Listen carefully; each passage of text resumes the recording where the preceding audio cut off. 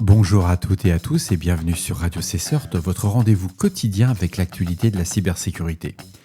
Je suis Marc-Frédéric Gomez, nous sommes le mardi 30 septembre 2025 et au programme de ce 438e épisode, la CISA enrichit son catalogue de vulnérabilités exploitées avec 5 nouvelles entrées critiques, de multiples failles découvertes dans les produits VMware, une vulnérabilité dans l'écosystème Apple, près de 50 000 pare-feux Cisco toujours vulnérables et des attaques actives, et des chercheurs relèvent 3 failles majeures dans l'assistant IA de Google Gemini. Vous retrouverez l'ensemble des services utilisés dans la description de l'épisode, ainsi que le site web de radiocessort.org. Selon une alerte de l'agence américaine la CISA, qui a publié le 29 septembre 5 nouvelles vulnérabilités à son catalogue des vulnérabilités exploitées connues. Ces ajouts sont basés sur des preuves d'exploitation actives dans la nature. Les 5 vulnérabilités concernées sont les suivantes. La CVE 2021-21311 qui va affecter admineurs et permet des attaques de type server-side request forgery. La CVE 2025-20352 qui touche Cisco iOS et iOS XE. Il s'agit d'une vulnérabilité de débordement de tampons basée sur la pile.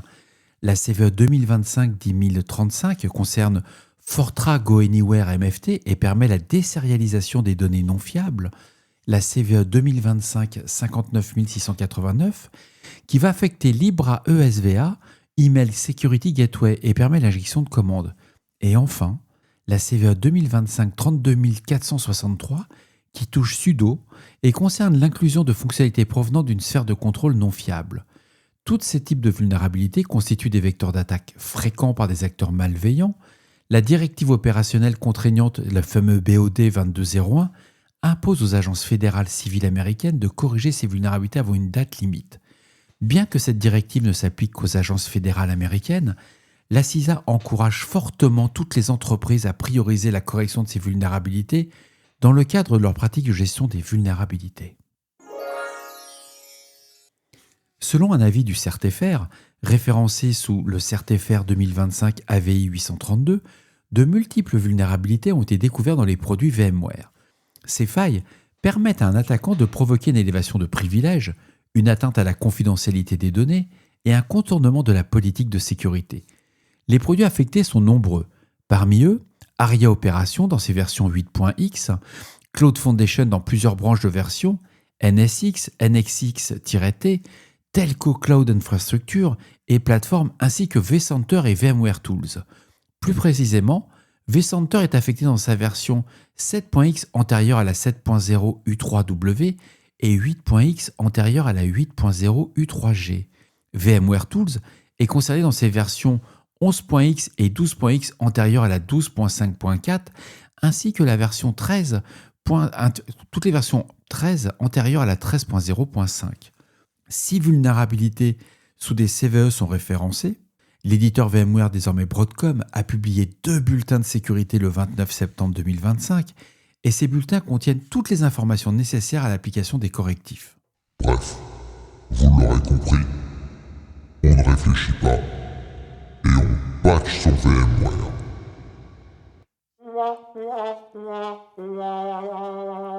Selon un avis du CERT-FR, référencé sous le CERT-FR 2025 AVI 831, une vulnérabilité a été découverte dans les produits Apple. Elle permet à un attaquant de provoquer un déni de service à distance et un problème de sécurité non spécifié par l'éditeur. Les systèmes affectés incluent iOS et iPadOS dans leur version antérieure à la 18.7.1 et 26.01. macOS est également concerné avec les versions Sequoia antérieures à la 15.7.1, Sonoma avec les versions antérieures à la 14.8.1 et Taoe antérieure à la 26.0.1. Enfin, Vision OS est affecté dans sa version antérieure à la 26.0.1. La vulnérabilité est identifiée sur la CVE 2025 43400. Apple a publié 6 bulletins de sécurité le 26 septembre 2025, ainsi qu'un bulletin de sécurité aujourd'hui. Ces bulletins contiennent les correctifs nécessaires. L'éditeur recommande aux utilisateurs d'installer ces mises à jour dès que possible pour se protéger contre cette faille.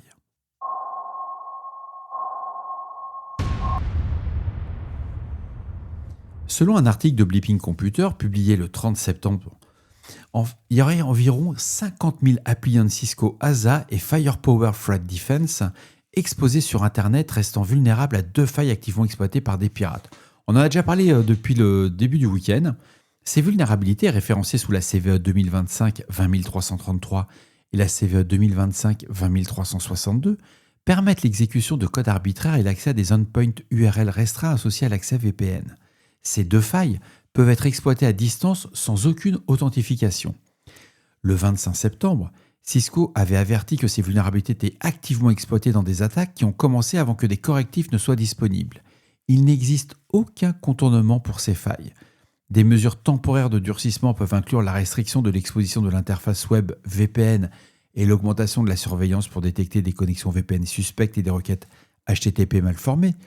Mais selon le service de surveillance de Shadow Server Foundation, plus de 48 800 instances ASA et FTD exposées sur Internet restent vulnérables. La majorité des adresses IP sont situées aux États-Unis, avec plus de 19 200 endpoints, suivis par le Royaume-Uni avec environ 2800 endpoints, le Japon 2300, l'Allemagne 2200, la Russie 2100, le Canada 1500 et le Danemark avec 1200. On ne parle pas de la France.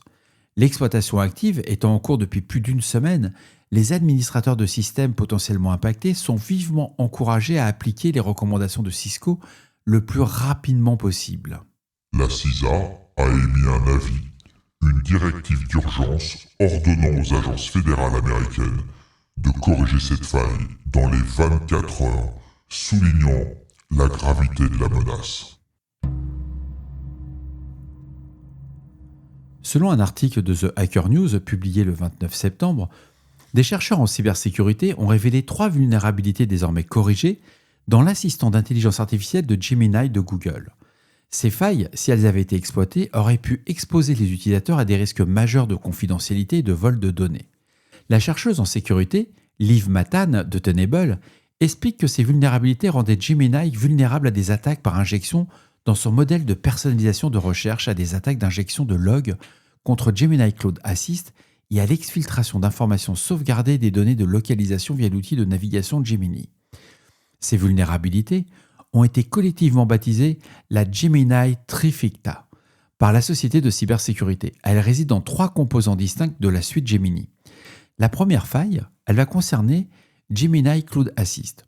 C'est une injection de prompt qui pourrait permettre aux attaquants d'exploiter des services cloud et de compromettre les ressources cloud.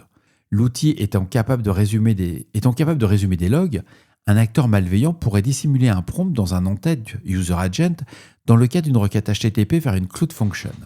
La deuxième vulnérabilité touche le modèle de personnalisation de recherche Gemini. Une injection dans la recherche pourrait permettre aux attaquants d'injecter des prompts et de contrôler le comportement du chatbot IA pour divulguer des informations sauvegardées d'un utilisateur. Cela serait possible en manipulant l'historique de recherche Chrome via JavaScript. Et enfin, la troisième faille affecte l'outil de navigation de Gemini. Une injection indirecte de prompt pourrait permettre aux attaquants d'exfiltrer des informations sauvegardées d'un utilisateur vers un serveur externe. L'attaque exploite l'appel interne de Gemini qui effectue pour y résumer le contenu d'une page web.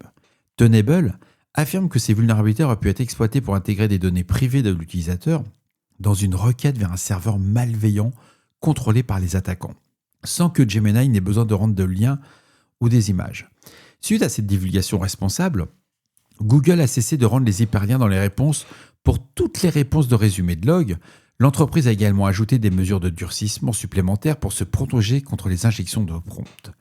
Liv Matan conclut que la Gemini Trifecta montre que l'IA elle-même peut devenir le véhicule d'attaque et pas seulement la cible alors que les organisations adoptent l'IA et elles ne peuvent ignorer la sécurité. Et voilà, cet épisode de Radio Cessord du mardi 30 septembre touche à sa fin. J'espère qu'il vous apportera des informations claires et utiles. D'ici là, restez vigilants, surveillez vos systèmes et surtout, on ne réfléchit pas, on patch. On se retrouve demain pour un nouvel épisode. Prenez soin de vous. Je vous embrasse très fort. Au revoir.